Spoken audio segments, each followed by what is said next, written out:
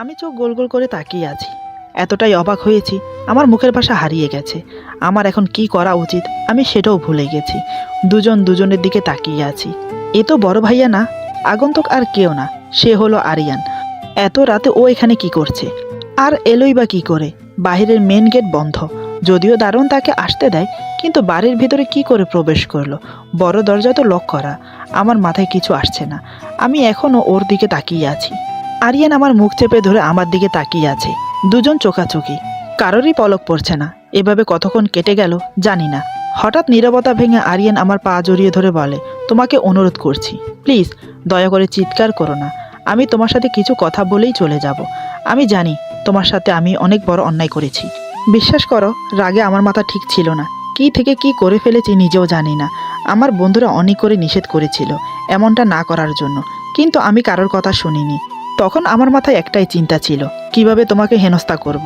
আমি জানি আমার উচিত হয়নি এই ভিডিওটা ভাইরাল করা। যতক্ষণে বুঝেছি ততক্ষণে অনেক দেরি হয়ে গেছে। এতক্ষণে তুমি হয়তো আমার পরিচয় জেনে গেছো। আমি জানি সেটা, কারণ আমি আড়ালে থেকে তোমার আর তোমার ভাইয়ের কথা শুনেছি।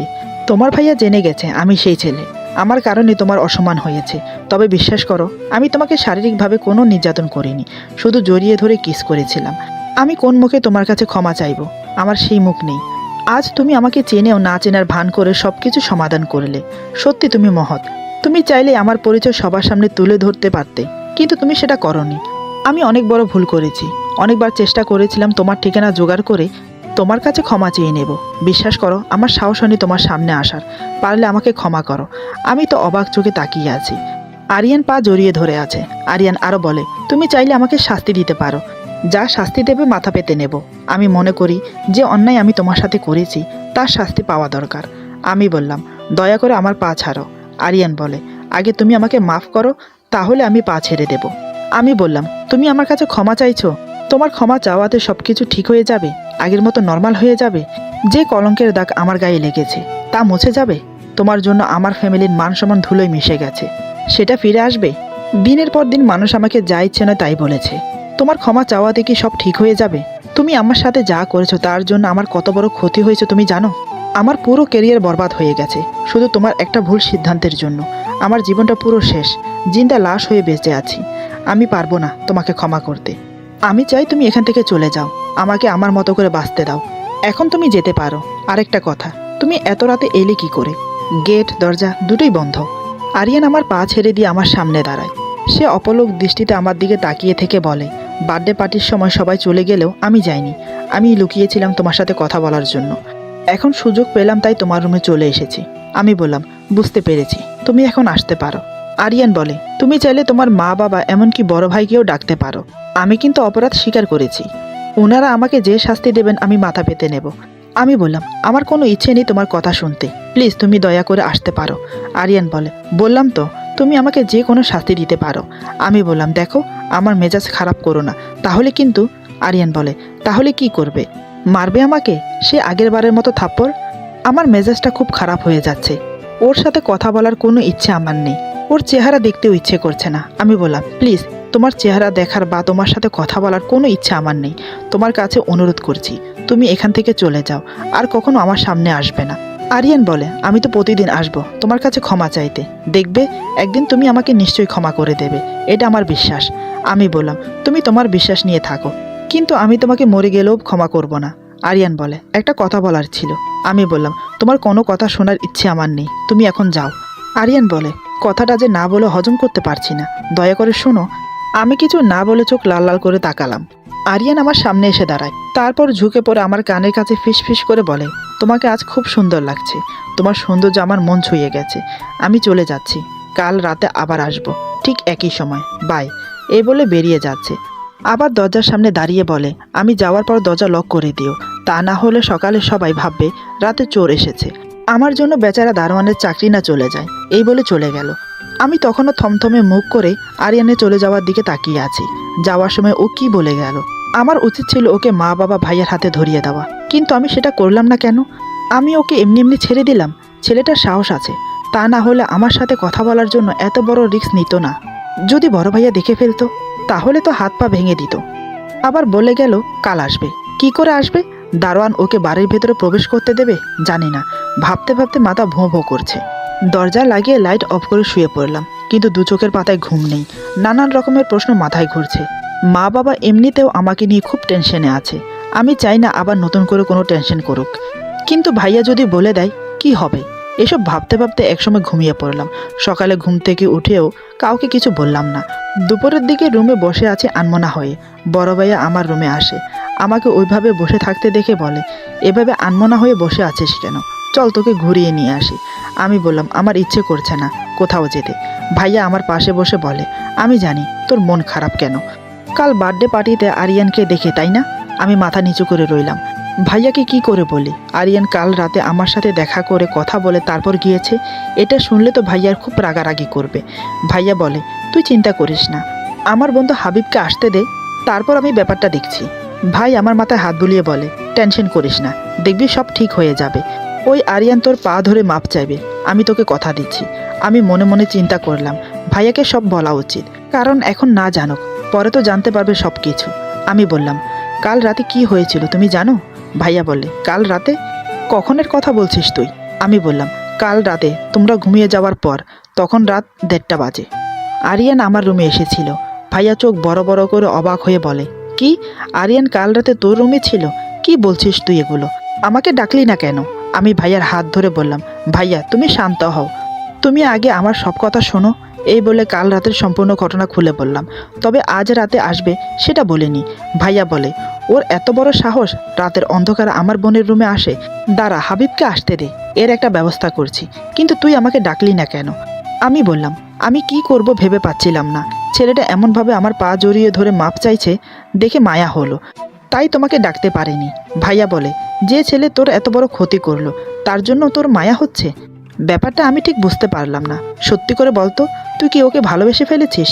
আমি রাগিত সুরে বললাম, ভাইয়া তোমার মাথা খারাপ হয়েছে? আমি ভালোবাসবো ওকে? কখনো না। আমার সাথে যা করেছে আমি কোনোদিন ভুলতে পারবো না। ভাইয়া বলে, আচ্ছা ঠিক আছে, তুই এই নিয়ে বেশি ভাবিস না, আমি দেখছি। এই বলে ভাইয়া চলে গেল। আমি মনে মনে ভাবছি, কেন আমি বলতে পারলাম না আজ রাতে আরিয়ান আবার আসবে? আমার কি বলা উচিত ছিল না? আবার ভাবছি, আসবে বললেই হলো, আসবে কি করে?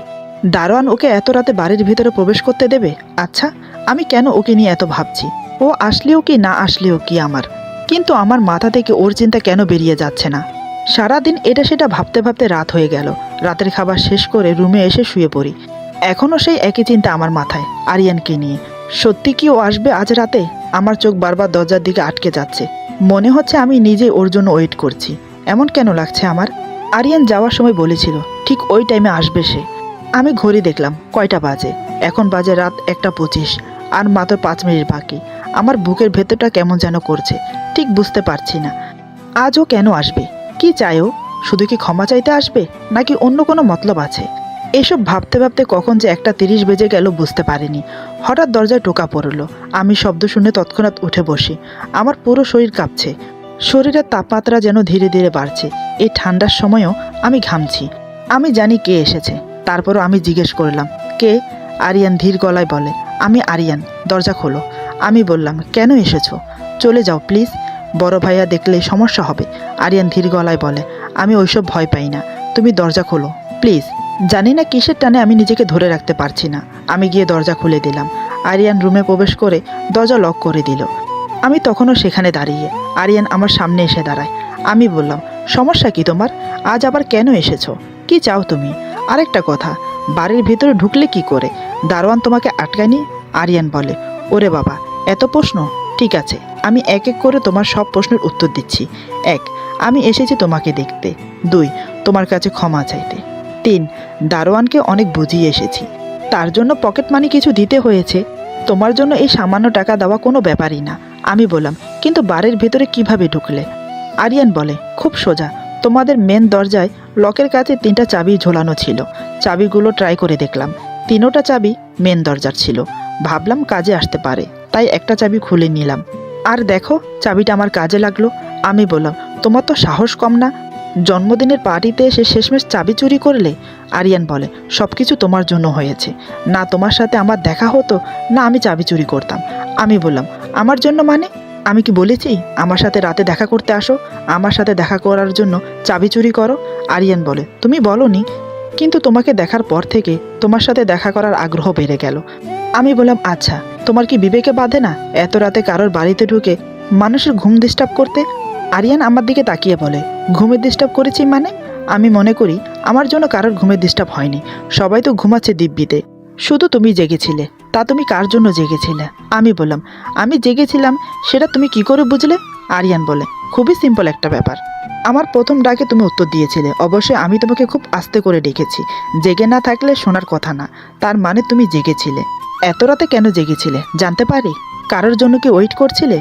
আমি আমতা করে বললাম, আমি জেগে থাকবো না ঘুম আসবো সেটা আমার একান্ত ব্যক্তিগত ব্যাপার, তোমাকে বলতে যাব কেন? আর তুমি ভাবলে কি করে আমি কারোর জন্য ওয়েট করছি? আরিয়ান মুচকি হেসে বলে, আমি জানি তুমি মিথ্যে বলছো, তুমি আমার জন্য ওয়েট করছিলে। আমি ঘরে প্রবেশ করেই সেটা বুঝতে পেরেছি। যেমন ধরো, প্রথম ডাকে তুমি জবাব দিয়েছো, দ্বিতীয়বার বলতেই দরজা খুলে দিয়েছো, আমাকে দেখার সাথে সাথে তুমি ঘামতে শুরু করেছো, তোমার বুকের হার্টবিট তেজ উঠানামা করছে, তার শব্দ আমি স্পষ্ট শুনতে পেরেছি। এরপরও বলবে তুমি আমার জন্য ওয়েট করছো না? তবে অস্বীকার করলে কিছু করার নেই। আমি বললাম, অনেক হয়েছে, রাত জেগে তোমার ফালতু কথা শোনার টাইম আমার নেই। তোমাকে না বারণ করেছি আমার সামনে না আসার জন্য? কেন এসেছো? কি চাও তুমি? কেন বারবার এসে আমার অতীত মনে করিয়ে দিচ্ছ?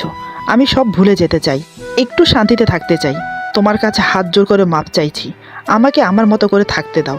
এই বলে খাটের এক কোণে বসে কান্নায় ভেঙে পড়ি। আরিয়ান তখনও দাঁড়িয়ে আছে, আমার কান্না দেখে চুপ করে দেখে যাচ্ছে। কি বলে আমাকে সান্ত্বনা দেবে কোনো ভাষা খুঁজে পাচ্ছে না। এক পা দুপা করে আমার সামনে এসে দাঁড়ায়, এরপর মেঝেতে বসে আমার হাত ধরে বলে, তোমাকে কি বলে সান্ত্বনা দেব আমি জানি না, কোনো ভাষা খুঁজে পাচ্ছি না, তারপরও বলবো এভাবে জীবন চলে না, নিজেকে স্বাভাবিক করার চেষ্টা করো। আমি কান্নাজড়িত গলায় বললাম, কি করে নিজেকে স্বাভাবিক করব? তোমার প্রতিচ্ছবি দেখলে সেই অতীত মনে পড়ে যায়, সেই রাত, সেই ক্ষণ সহজে ভোলার না। কেন তুমি আমার সাথে এমন করলে? কোনো দোষ না করেও আমি আজ দোষী। আরিয়ান বলে, সব দোষ আমার, তোমার কোনো দোষ নেই, তুমি চিন্তা করো না। বড় ভাইয়া আসলে তার কাছে নিশ্চয়ই আমার নামে নালিশ যাবে। তুমি আমার বড় ভাইকে হয়তো চেনো, কিন্তু আমার থেকে ভালো তুমি চিনবে না। আমি কোনো অন্যায় করলে মাফ করা তো দূর, আদতে দোষটা আমি করেছি কি না সেটা পর্যন্ত জানতে চায় না, শাস্তি দেওয়ার জন্য প্রস্তুত থাকে সব সময়। জানি না কপালে কি দুঃখ আছে। আমি বললাম, আমি কিছু শুনতে চাই না, তুমি এখন আসতে পারো, আমি একটু একা থাকতে চাই। আরিয়ান বলে, আমি কেন এসেছি তুমি জানতে চাইবে না? আমি বললাম, আমার কোনো ইচ্ছে নেই কিছু জানার। আরিয়ান বলে, ঠিক আছে, আমি আজকের মতো চলে যাচ্ছি, কাল কিন্তু আবার আসবো ঠিক একই সময়। আমি আসি, সাবধানে থেকো। এই বলে চলে গেল।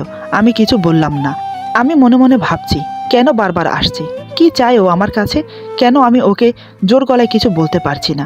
ও আসলে কি বলবো সেটাই ভুলে যাই। কেন এমন হয় আমার সাথে? আজ আবার বলে গেল কাল আসবে, আর ভাবতে পারছি না। দরজা লাগিয়ে তাই শুয়ে পড়লাম। সব সময়ের মতো সকালে উঠে ফ্রেশ হয়ে নাস্তা করে নিলাম। আজ আর ভাইয়াকে বলিনি আরিয়ানের কথা, কেন জানি না বলতে ইচ্ছে করলো না। ঠিক আগের দিনের মতো আজও আমার অস্বস্তি হতে লাগলো। রাত হতেই আমি যেন আরিয়ানের জন্য অপেক্ষা করতে থাকি। বারবার ঘড়ি দেখছি, কেন অপেক্ষা করছি আমি নিজেও জানি না। এখনও অনেক সময় আরিয়ান আসতে, সময় যেন কাটছে না। তাই একটা গল্পের বই পড়ছি। গল্পের বই পড়তে পড়তে কখন যে রাত 1:30 হয়ে গেল বুঝতেই পারিনি। হঠাৎ দরজায় টোকা পড়তেই সম্বিত ফিরে। আমি জানি কে এসেছে, তাই আর জিজ্ঞাসা করলাম না, সোজা গিয়ে দরজা খুলে দিই। আরিয়ান রুমে প্রবেশ করে দরজা নক করে দেয়। আজ আমি কিছু না বলে দাঁড়িয়ে আছি, আরিয়ান আমার সামনে দাঁড়িয়ে আছে। আমাদের মাঝে বেশি দূরত্ব নয়, ধরতে গেলে দুজন সামনাসামনি দাঁড়িয়ে আছি।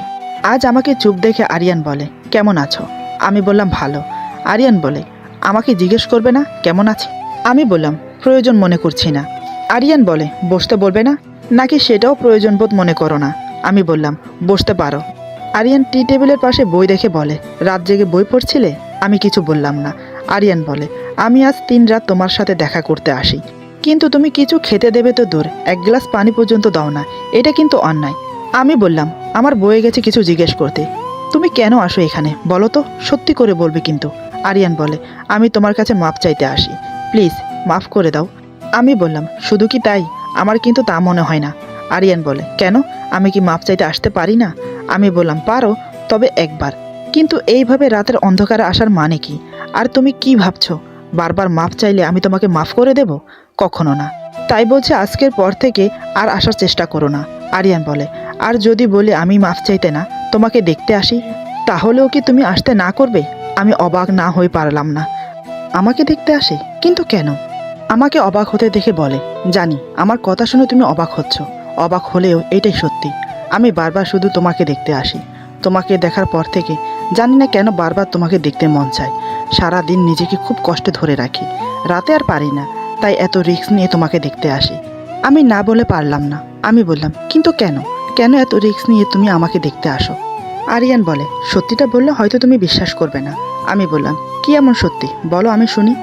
আরিয়ান একদম আমার সামনে চলে আসে, আমার কাঁধে হাত রেখে বলে, আফরিন, আমি তোমাকে ভালোবেসে ফেলেছি। কখন কিভাবে জানি না। বার্থডে পার্টিতে তোমাকে দেখার পর থেকে নিজেকে খুব ছোট মনে হচ্ছে তোমার কাছে। আমার আচার ব্যবহারে জানি তুমি অনেক কষ্ট পেয়েছো, তার জন্য আমি তোমার কাছে ক্ষমা চাইছি। তুমি ভাববে হয়তো আমি তোমাকে দয়া করছি। না, আমি তোমাকে দয়া করছি না।